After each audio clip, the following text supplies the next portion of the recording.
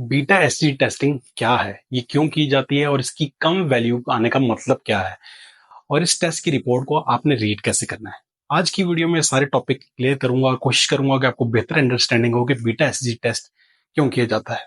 देखिए, जैसे ही एक फीमेल बॉडी के अंदर एम्ब्रियो फर्टिलाइज हो जाता है, यानी यूरेटस के अंदर एम्ब्रियो की फर्टिलाइजेशन होती है और एम्ब्रियो बन जाता है, तो फीमेल बॉडी एचसीजी हार्मोन को रिलीज करना शुरू कर देती है।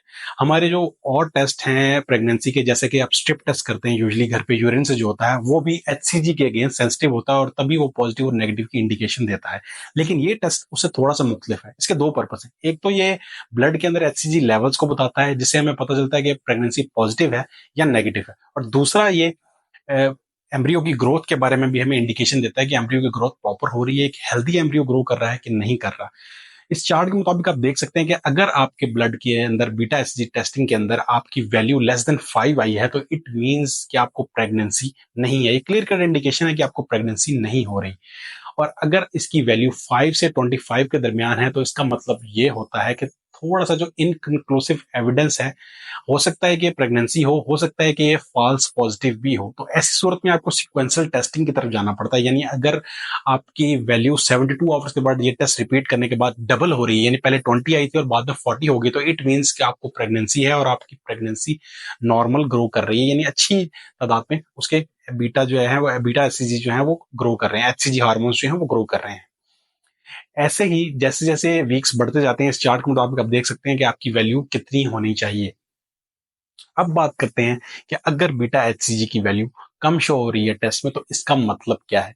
देखिए, अगर बीटा एचसीजी टेस्ट की वैल्यू कम शो हो रही है, तो उसके तीन मतलब हो सकते हैं। सबसे पहला जो उसका आप मतलब निकाल सकते हैं कि अगर आपकी वैल्यू कम आ रही है, तो वो ये हो सकता है कि आपका एम्ब्रियो जो है वो प्रॉपर ग्रो नहीं कर रहा। अगेन, ये चीज आपको सिक्वेंशियल टेस्टिंग से पता चलेगी। सिक्वेंशियल टेस्टिंग का मतलब ये है कि आपने एक टेस्ट आज करवाया और एक टेस्ट आपने आज से 3 दिन बाद करवाया, और उसमें अगर एचसीजी की वैल्यू डबल नहीं हुई, यानी 20 से 40 नहीं हुई या 40 से 80 नहीं हो रही, तो इट मीन्स कि आपका एम्ब्रियो प्रॉपर ग्रो नहीं कर रहा है। इट मीन्स कि आपकी प्रेगनेंसी वीक है और मिस कैरेज का खतरा है। तो ऐसी सूरत में डॉक्टर्स कोई ना कोई मेडिसिन एडवाइस करेगा जिससे ग्रोथ जो है वो बढ़ सके या ग्रोथ बेहतर हो सके।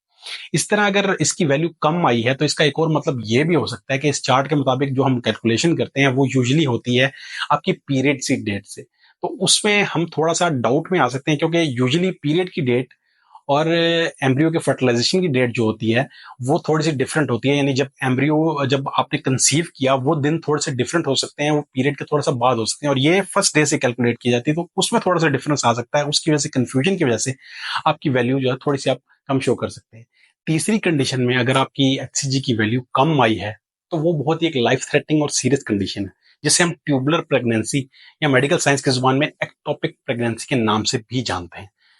देखिए, इस कंडीशन में नॉर्मल प्रेगनेंसी की निस्बत, जैसे कि एम्ब्रियो जो है उसकी फर्टिलाइजेशन यूरेटस के अंदर होनी चाहिए, इस प्रेगनेंसी के अंदर उसकी फेलोपियन ट्यूब के अंदर फर्टिलाइजेशन हो जाती है, जिसकी वजह से वो ट्यूब के अंदर ग्रो करता है। और जब वो ट्यूब के अंदर ग्रो करता है, तो उसकी प्रॉपर ग्रोथ नहीं हो पाती। जब प्रॉपर ग्रोथ नहीं होती, तो बीटा एचसीजी लेवल्स जो है वो कम तादाद में बढ़ते हैं। यानी अगर आज उनकी तादाद 40 थी, तो हो सकता है 72 आवर्स के बाद वो डबल होने के बजाय सिर्फ 60 हो।